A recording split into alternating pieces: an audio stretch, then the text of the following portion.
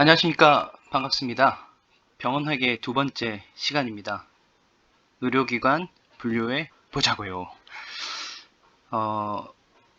보통 두려움을 갖는 이유는 뭔가 모르기 때문이잖아요. 그래서 저도 회계는 어느 정도 알고 있는데 병원회계는 이제 잘 모르겠더라고요. 그래서 공부하면서 이제 이렇게 강의도 하면서 이런 두려움을 이기고자 지금 발버둥 치고 있습니다.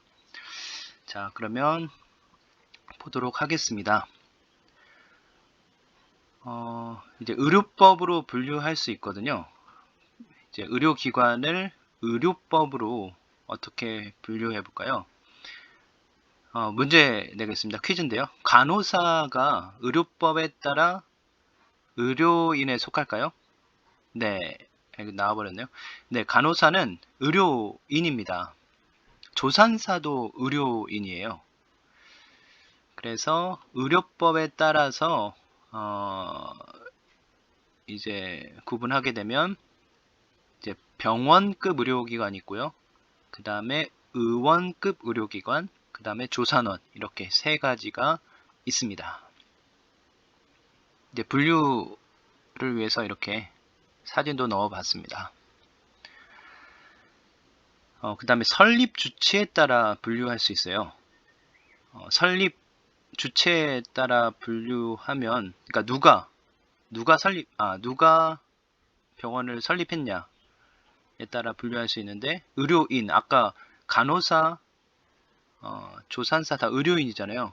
의사도 의료인인데, 이렇게 의료인이 병원을 만들 수 있고요.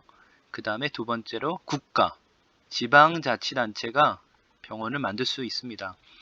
그 다음에 세 번째가 의료법인, 그러니까 의료인이 아니라 의료법인이 또 병원을 만들 수 있습니다.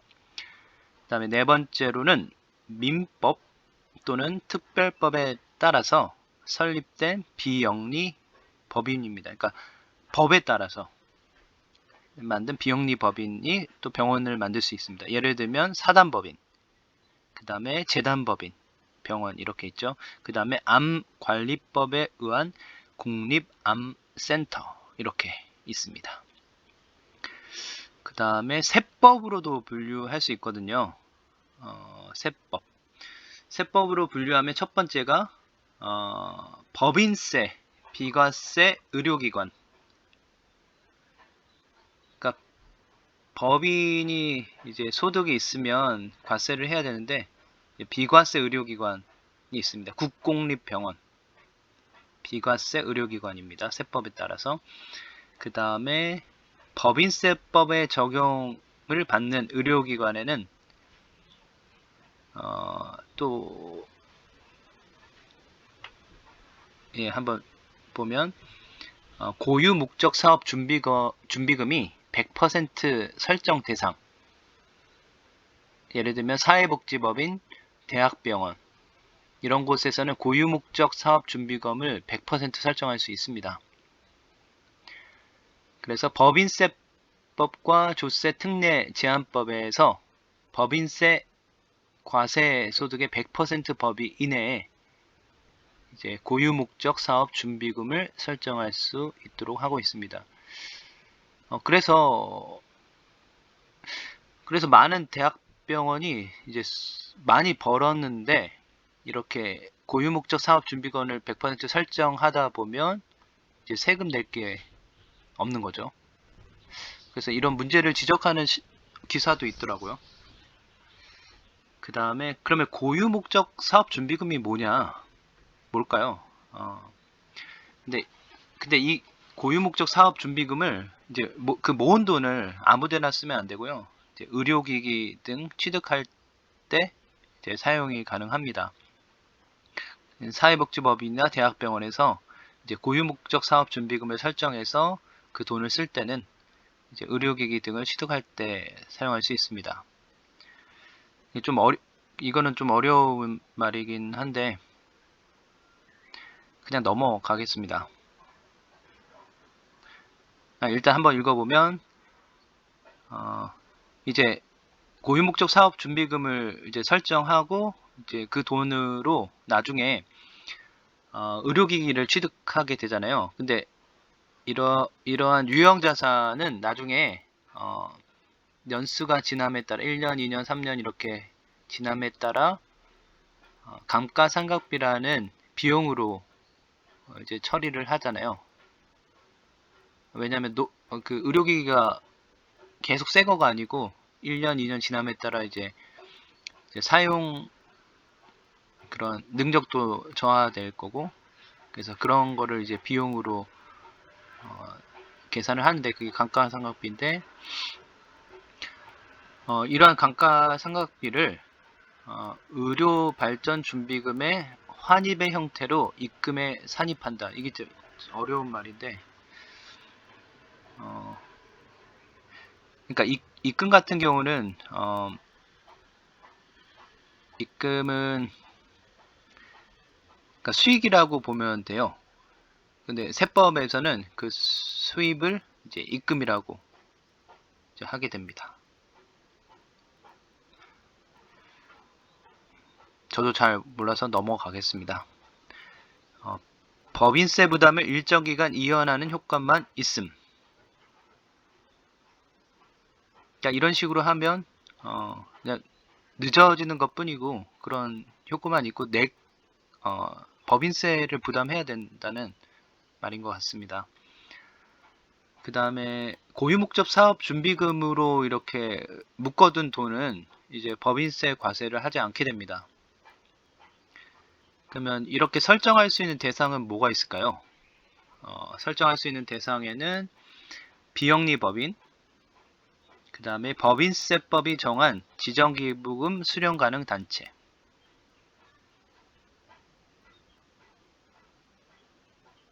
아마 사랑의 열매 이런 곳 같은데요. 그 다음에 세 번째는 법령에 따라 설치된 기금, 그 다음 네 번째로 공동주택의 입주자 대표회의 또는 자치관리기구. 예, 입주자 대표회의, 보통 LH 이런 아파트에 입주자 대표회의가 있잖아요. 여기서 하는 거는 법인세를 과세하지 않습니다. 그러니까 고유목적 사업준비금을 설정할 수 있는 거죠. 그 다음에 기타로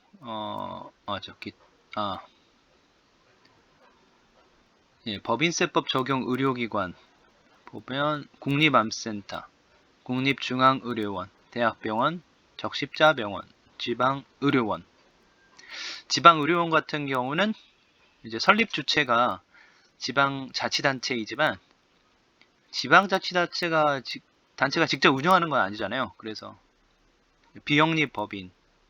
그 다음에 중소도시 소재 의료법인, 인구 30만 이하, 그러니까 대학병원이 없는 중소도시 소재 의료법인 포함되고요. 그 다음에 사회복지법인 있습니다. 이런 데가 바로 고유목적 사업준비금 100% 설정 대상입니다. 엄청 많죠. 그 다음에 고유목적 사업준비금을 50% 반 정도만 설정할 수 있는 대상에는 의료법인이 있고요. 사단법인, 그 다음에 재단법인 등이 있습니다. 이런 재단법인 같은 경우는 제주한국병원, 이 재단법인에 속해서 고유목적 사업준비금이 50% 설정 대상입니다. 그 다음에 소득세법 적용 의료기관에는 뭐가 있을까요? 개인의료기관. 그러니까 이게 개인소득세법이거든요. 개인이라는 말이 생략되는데 법인이 아니고 개인소득세법 적용 의료기관에는 개인의료기관에는 소기업. 그러니까 개인의료기관에는 이렇게 두 개로 나누네요. 첫 번째는 세 개로 나누네요. 첫 번째는 소기업. 매출액이 1년 동안 번 돈이 10억 원 이하일 경우 소기업이고요. 그 다음에 중기업은 1년 동안 매출액이 600억 원 이하, 10억 원 이상 되겠죠. 그 다음에 자산총액이 자산이면 이제 투자한 돈인데 뭐 유형자산, 의료기기를 사거나 그 다음에 현금, 그 다음에 은행 보통 계좌 이런 것들, 이게 5천억 원 이하가 이제 될 경우는 중기업입니다. 중소기업, 아까 소기업, 중기업 들었는데, 이런 중소기업의 혜택은 세 가지가 있습니다. 접대비 한도가 있고요. 그러니까 접대비를 더 많이 쓸 수 있는 거죠, 대기업보다는. 그 다음에 조세특례 제한법에 투자세액 공제 받을 수 있고요. 그 다음에 세액 감면 제도가 있습니다. 자세한 거는 나중에 살펴보기로 하고요. 일단 크게 이렇게 있습니다. 그 다음에 대기업, 이렇게 아까 매출액이 600억 원 이상, 자산 총액이 5천억 원 이상이면 이제 대기업에 속하겠죠. 그 다음에 재무보고, 실체로 이제 분류한 경우입니다. 의료기관 회계 기준 규칙에 따라서 이제 법인과 병원과 병원 간의 구분 회계가 이제 유지돼야 됩니다.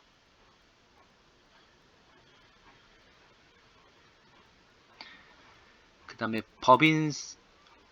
법인세법에 따르면 수익사업과 비수익사업의 구분 회계가 이제 유지돼야 됩니다. 그래서 재무보고 실체로 분류하게 되면 일단 비영리 조직,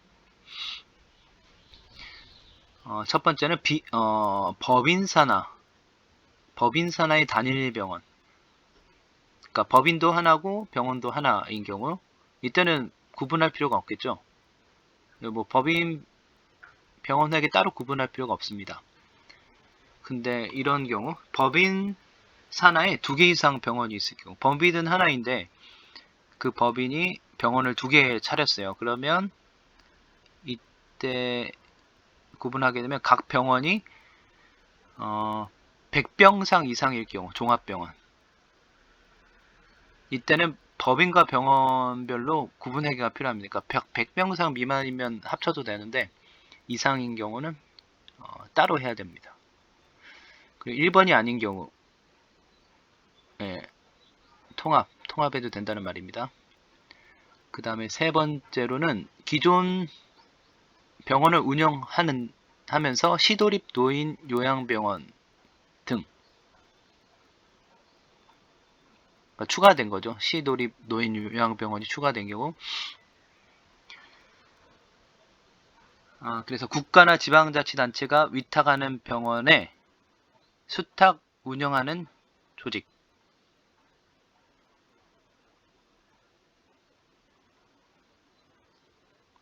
이런 경우에는 소득이 수탁기관에 귀속되는 조건의 계약시, 이거 계약에 따라 또 틀려지네요.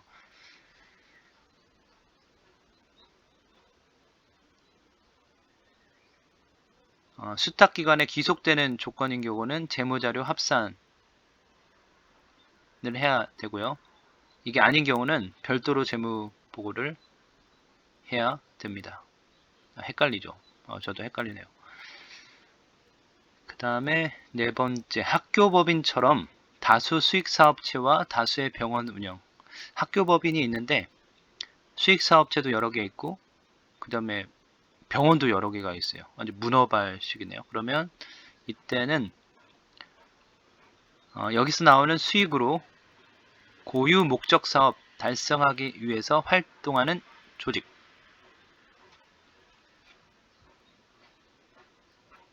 이런 경우,